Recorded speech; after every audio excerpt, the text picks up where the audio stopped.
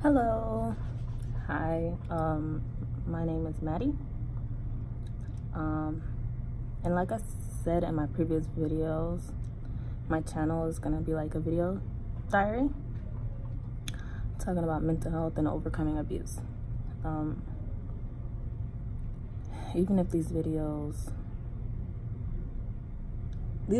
are to help me, to help me, and if I can, I would like to help others as well. So my video today is about how did we meet? How did my ex-husband and I meet? Funny story, we met in middle school. Yeah, we were like best friends in middle school. So, as an adult, I'm like, okay, I knew him since I was in middle school. He was a good dude. He was like a straight A honor student, really smart, cool, nerdy kid. He was like really nerdy. He was like chubby and stuff like that. And I don't think a lot of girls really were interested in him.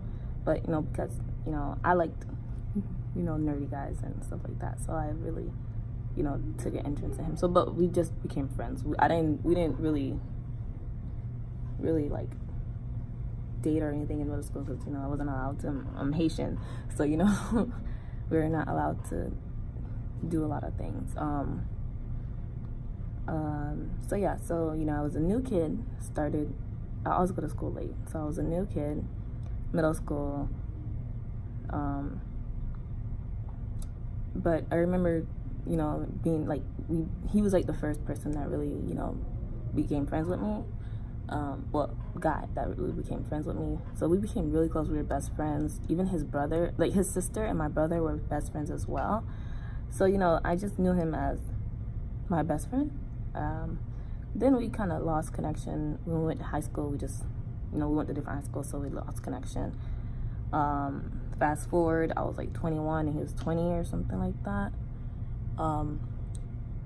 And we started becoming friends again, and then we ended up dating. And a year later, we got married. I should have looked into when you search people up, I should have done that. But in my head, I'm like, oh, we're just reconnecting. This is my best friend. Like, we knew everything. We talked to each other every day, and I never thought he was gonna be the way he was. So we got married. Then he started pretty much verbally abusing. It started with verbal abuse, telling me I was not the type of girl that he usually go for, and that I would that he usually go for a certain type of girls, big butt, nice, mixed looking girls. And like I said, I'm Haitian, I'm not mixed, so I'm full black. I just have a little color on, I'm not dark skin, you could tell I'm light, but I'm still full black. My mother is Haitian, my dad is Haitian. They're black people, African, pretty much, you could say African.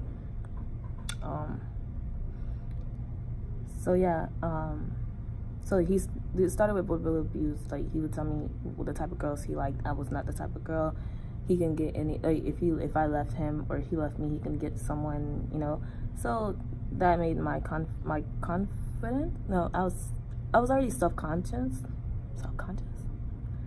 I already didn't like myself. I would put myself down. So when you have someone constantly telling you things that it's gonna hurt you, I'm a really skinny person.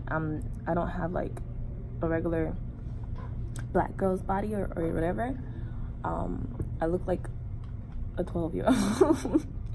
I weigh as much as a 12-year-old. Yeah, and I wasn't allowed to wear heels. I wasn't allowed to dress a certain way, because I'm 5'5" and he was 5'10". So if I wore any type of heels, I would be over him. So I wasn't allowed to wear heels. I wasn't allowed to wear anything. Even if I wear jackets, because I always wear jackets and hoodies, he would get mad at me for wearing those. But if I wore anything revealing, he would hit me. So anything I did was wrong. Everything I did was wrong. If I didn't smile, he would hit me. If I smiled, he would get mad. He'd be like, "Oh, who's making you happy?" Like, it was ridiculous. Then so it was verbal abuse, and then it started becoming mentally abusing. Like, it was just every day he would say something that he knew I was already not confident.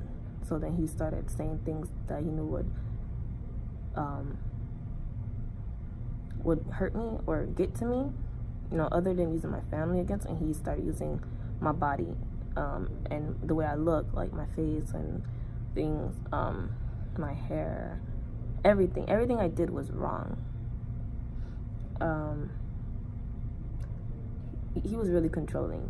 I wasn't allowed to leave the house without him. If I couldn't even go see my mother. If I went, he would have to drop me off, and then he'll come back and pick me up. Like, I can't. Everything was mine. The car was mine. The apartment was mine. But he was controlling it. Like, we had a joint account, and he had control of that. There were days, even when I was pregnant, I didn't get to eat. He would have to eat. If the food wasn't ready, or I had to wake up and cook him food, and I'll have like the scraps,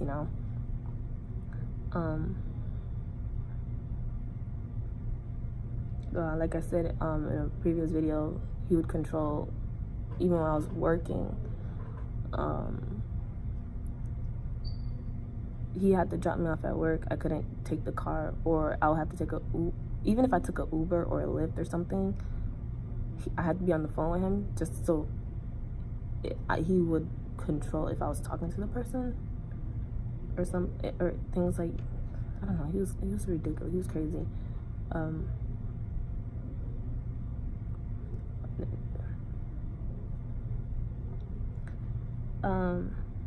Yeah, like, I wasn't allowed to do anything. Like, I couldn't talk to family members. I couldn't even talk to my best friend.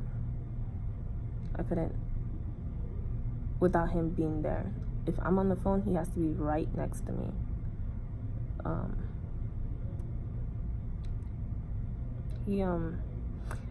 Yeah, and then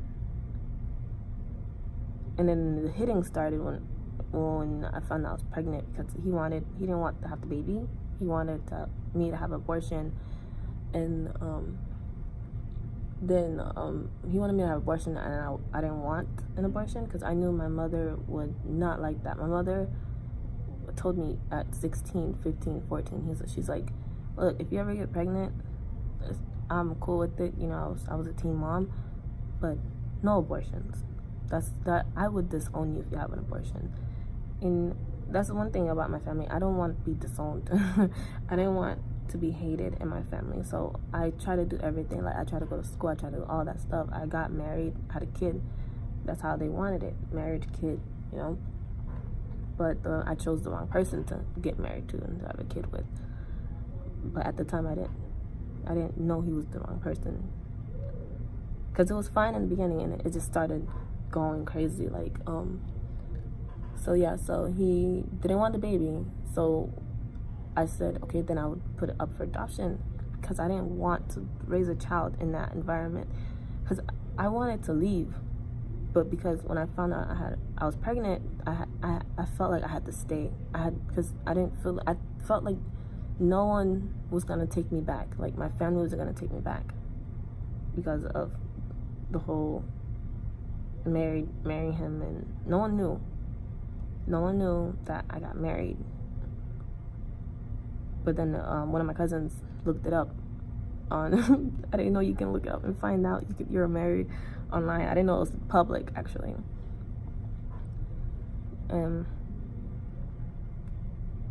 But yeah, so I wanted to give the baby for adoption, and when I said that, he just went. I don't know if he just blacked out and then just started going after me. And I'm pregnant, and he just started going after me. And then ever since then, from that to 6 months, because I had her at 6 months, She's a good girl. She's 6 months. I had her at 6 months, 1 pound, 15 ounces, and I stayed in the hospital for 3 weeks. And after I got out the hospital, the abuse still was going on. He broke down the doors. I didn't have no privacy. Like, I couldn't use the bathroom without him being in the bathroom. I couldn't take a shower without him being there. Every door was broken down. The closet door. So like, if I wanted to run away, I couldn't run away. And whenever I did try to leave, it didn't go the right way.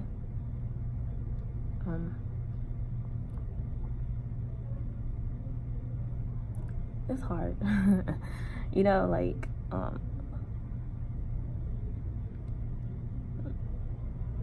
I should have done everything different. I should have, but if I didn't,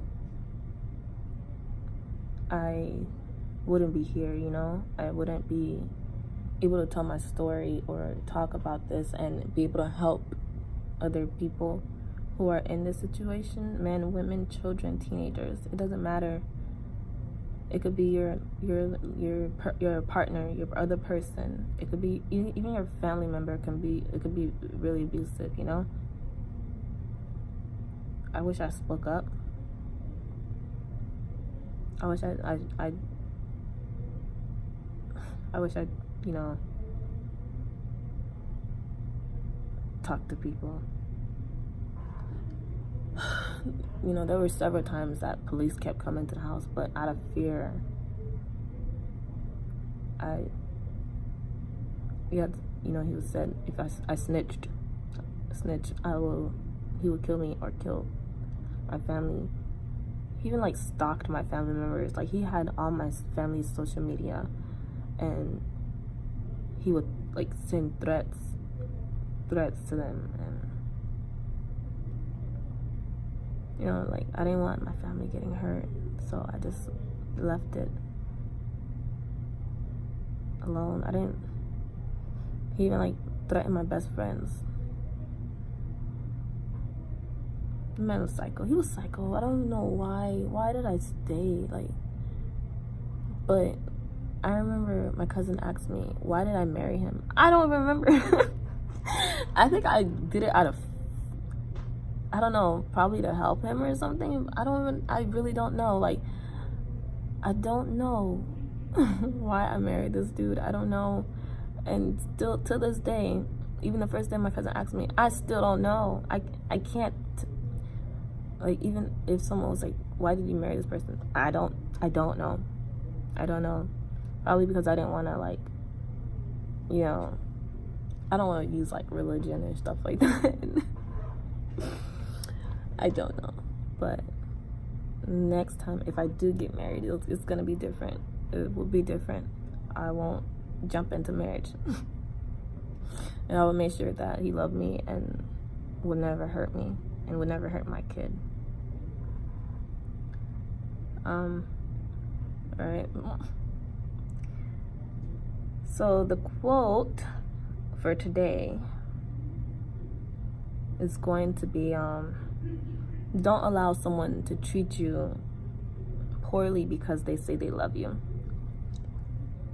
Just because someone say I love you, you know, people can use it different ways. Like, you know, oh my God, I love you, yo, you're so funny, God.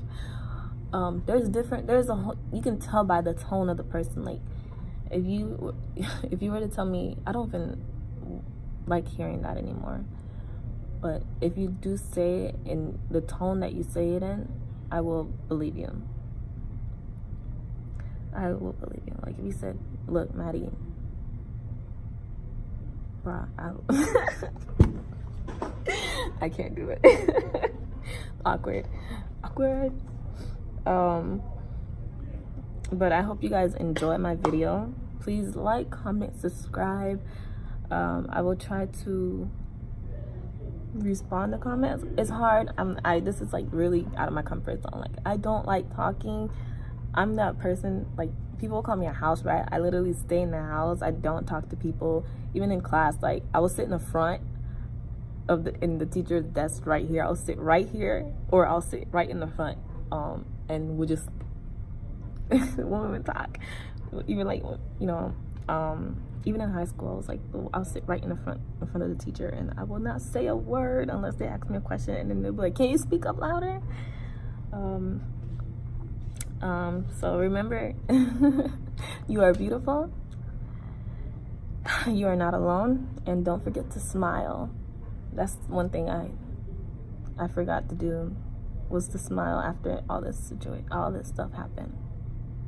I forgot to be happy, and I hope these videos help me be happy. I hope these videos help anyone to go, like, to be happy. Yeah. Thank you. I don't know. Thank you.